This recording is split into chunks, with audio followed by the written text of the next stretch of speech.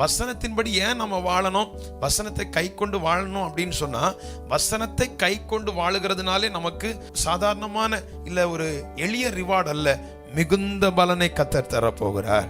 இந்த வேத வசனத்தை கை கொண்டு வாழுகிறதுனால இதற்காக ஆண்டவர் ஒரு பரிசை வைத்திருக்கிறார். புதிய வருஷத்துல நம்ம ஒரு நல்ல தீர்மானம் எடுக்கணும். என்ன அப்படின்னா, ஆண்டவரே வசனங்களை நான் கை கொள்ளுவேன். பைபிளை படித்து படித்து ஒவ்வொரு வசனங்களை படிக்கும்போது இந்த வசனத்தின்படி நான் வாழணும், இந்த வசனத்தின்படி நான் போன வருஷம் வாழலை, இந்த வருஷத்துல நான் வாழ தீர்மானிக்கிறேன்.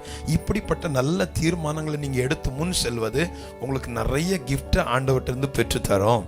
எந்தெந்த காரியங்கள் இப்போ அந்நியர் நம்ம சிலரை நேசிக்காம இருக்கிறோமா, சிலர்கிட்ட பகையா இருக்கா, சண்டையா இருக்கா, சிலர்கிட்ட ஒப்புரவாக முடியலையா, இல்லை வேற என்னென்ன விஷயங்கள், வேலை ஸ்தலம் விஷயமா, வேலை சம்பந்தமா என்னென்ன பைபிள் வசனம் நம்ம எச்சரிக்கிறது.